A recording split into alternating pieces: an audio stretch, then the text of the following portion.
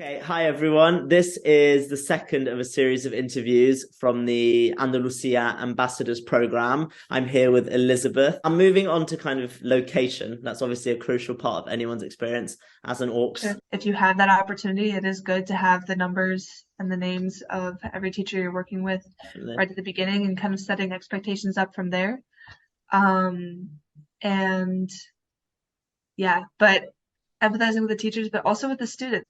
And so like if a kid you know, doesn't want to talk to you one day or has an attitude towards you or, you know, whatever else it may be, um, don't take it personally because, they might just be having a bad day.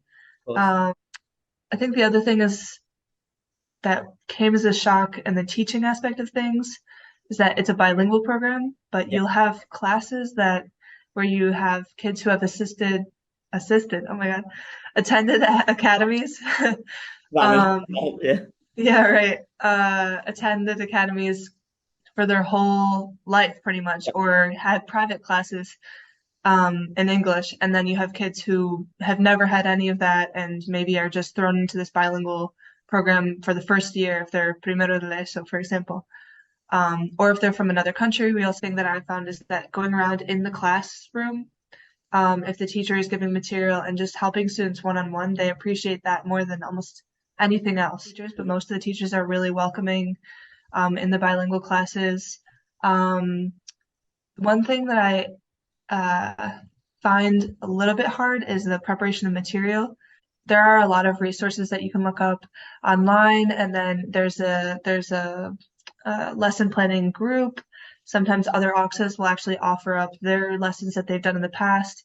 Okay. And sometimes even some teachers will ask you to do something that's not necessarily exactly related to the class material, Mhm. or the teacher themselves will prepare like a worksheet that they'd like you to practice pronunciation with, or vocab, or some sort of activity, and then ask you to prepare something in addition to it.